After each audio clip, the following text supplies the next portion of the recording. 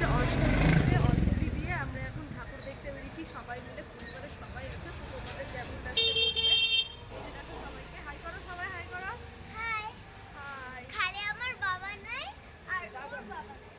আচ্ছা, আমরা এখন ঠাকুর দেখতে গেছি। এটা আমার ভাস্তা আর এটা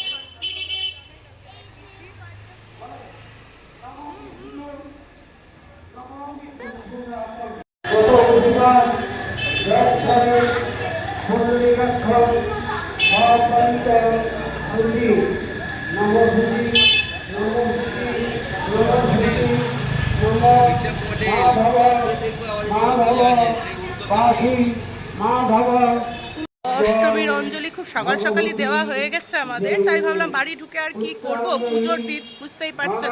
অন্যান্য সময় তাও মনে হয় যে না বাড়িতে আছি ঠিক আছে, কিন্তু পুজোর সময় মনে হয় না যে সেজে গুজে আর বাড়িতে থাকি, তখন মনে হয় যে না একটু বেরিয়েই পড়ি। হ্যাঁ, ওর জন্য সবাই মিলে বললাম চলো। রাত্রে তো আমাদের ঠাকুর দেখার প্ল্যানিং আছেই সারা রাত, কিন্তু দিনের বেলা তো মারা সেরকম হাঁটতে পারে না, তাই বললাম যে চলো অল্প স্বল্প ঠাকুর একটু দেখে আসি এদিক ওইদিকে, তারপর রাত্রিবেলা আবার বেরোনো যাবে। এমনি তো টোটো ধরুন 3টে পর্যন্ত বন্ধ থাকে, 3টের পর থেকে খোলা থাকবে, তখন আমরা বেরোবো 3টের পরে। 3টের পরে বেরিয়ে মোটামুটি পুরো রাতই ঠাকুর দেখার প্ল্যানিং আছে, ভোরবেলা বাড়ি ঢোকার প্ল্যানিং আছে। তো এখন স্বাভাবিক সবাই শাড়ি পরেছি, যেহেতু শাড়িটা একেবারেই ক্যারি করা হয় না, আজকে পরেছি যেহেতু, তাই ভাবলাম চলো ঘুরে। আর এই যে আমার কোলে সারাক্ষণ থাকতে চাইছে, অনেকটা সকালে উঠেছে তো ওর জন্য আর হাঁটতে চাইছে না। আমার মেয়ে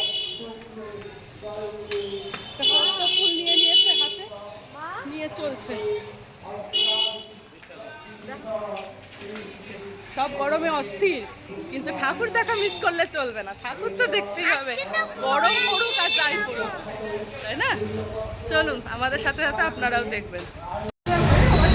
এরপর আমরা বাইরে চলে আসলাম, আর আমার দেখো পাপাঞ্চলা কী করছে, ও তো ঢাক বাজাতে লেগে গেছে।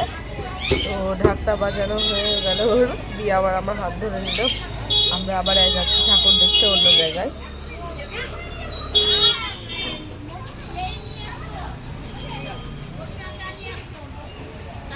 এখানে পুজো চলছিল ঠাকুরের, তো আমরা দেখলাম, দেখার পর হচ্ছে আমরা আবার অন্য জায়গায় যাব দেখি, যে ঠাকুরটা দেখে নিলাম প্রথমে ভালো করে। তোমরাও দেখো এটা কোথাকার ঠাকুর কমেন্ট করে বলবে, আমি আর বললাম না এটা কোথাকার ঠাকুর। এরপর আমরা চলে গেলাম আরেকটা জায়গায় যাবো, তোমাদেরকেও কমেন্ট করে বলতে হবে এটাও কোন জায়গা। এটা হচ্ছে অগ্রণী ক্লাব, তোমরা কমেন্ট করবে অগ্রণী ক্লাবে কে কে এসছো। তো আমরা প্রথমে ঢুকে গেলাম অগ্রণী ক্লাবে। আর এখানে যেটা হয়েছে অনাহার, এখানেও অনাহারে মৃত্যু কীভাবে, ওখানে সব লেখা টেখা আছে, মানে খাবার অপচয় করবে না। প্যান্ডেলটা এতটাই সুন্দর তৈরি করেছিল, কি দারুণ মণ্ডপের থিম দেখুন, পূর্ণিমা চাঁদ যেন ঝলসানো রুটি, যাতে নয় ভাতে ভরে পেট। যারা যারা অঞ্জলি দিবে, ঠিক যারা খাদ্যকে খাদ্য বলে মনে করে না, খাদ্যের অপচয় করে, তাদের ক্ষেত্রে এটা বলা। পূর্ণিমা চাঁদ যেন ঝলসানো রুটি, সত্যি কথাই, যারা খেতে পায় না তাদের কাছে চাঁদকে দেখেও চাঁদ মনে হয় না, রুটি মনে হয়। খিদের জ্বালা দেখুন, প্রত্যেকটাতে কিছু না কিছু লেখা আছে। দুধ না হোক, ভাত রাখুক।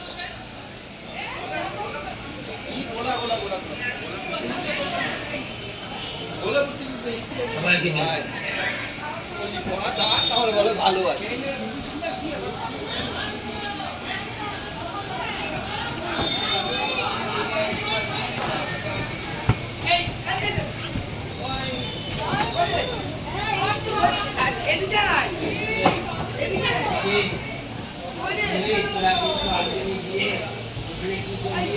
সুন্দর সাজানো সম্পূর্ণ।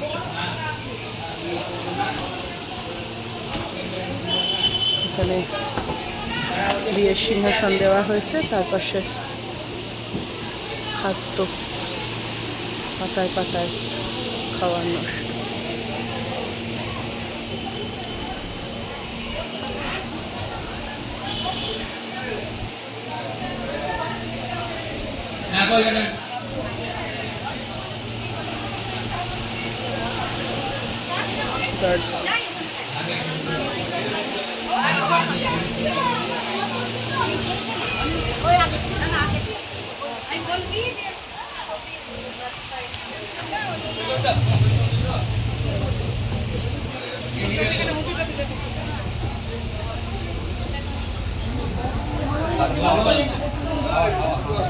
হয়ে গেছে?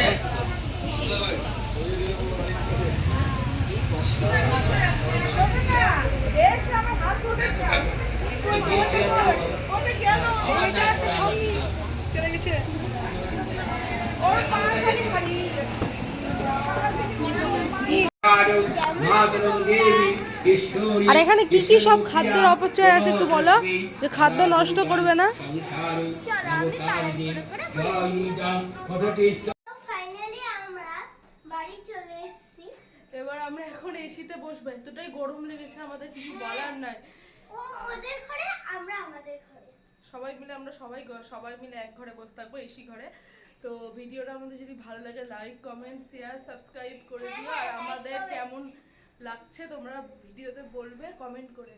সবাই মিলে আমরা যে ঘুরতে গেলাম, কোন কোন ঠাকুর দেখলাম, তোমরাও কি কি ঠাকুর দেখলে, আর এই যে আমাদের সব ঠাকুরগুলো দেখো।